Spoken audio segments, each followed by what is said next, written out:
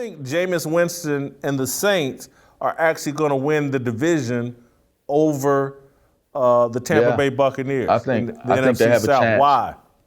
I think they have a chance because of seeing. Again, I think people undervalue what Jameis Winston brings to the table. If you're looking Crab at legs. his, well, I mean, crab legs under the table is creative, but it's kind of it's stale and old though. It's probably as stinky as an old crab leg that he used. But I think that in terms of what he's been able to accomplish production-wise, you take that and you get away from those turnovers. I mean that you don't. Here's the difference between what Jameis was in Tampa Bay and what he is in New Orleans. In Tampa, they were looking for Jameis to be something that he's not, which is an uncontested leader.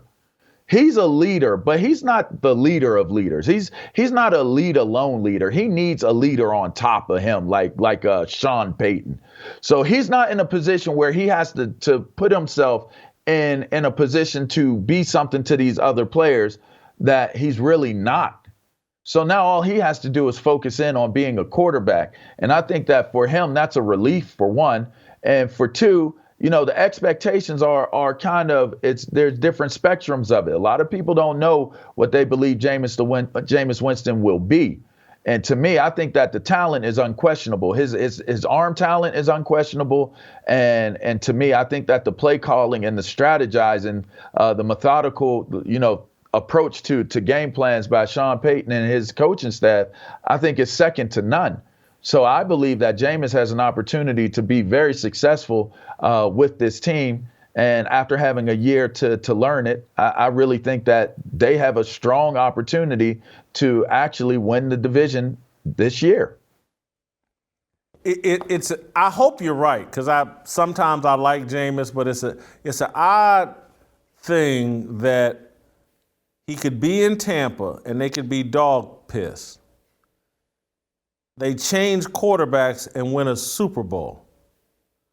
And somehow now he's going to go to New Orleans, where when there was addition by subtraction in Tampa. Subtract Jameis, put a quarterback in that doesn't turn the ball over, we win a Super Bowl.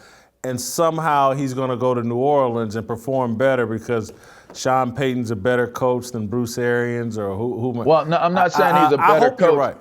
I'm not saying he's a better coach than Bruce Arians. I'm saying that Jameis Winston had one season with Bruce Arians.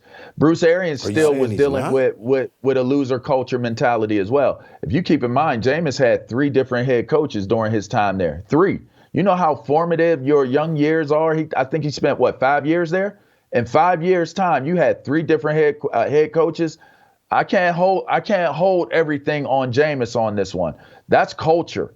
And you know what Bruce Arians had to do? He had to change the culture. Now, if he had given Jameis more time, is Jameis able to do it? I don't know. Maybe not, because the damage had already been done.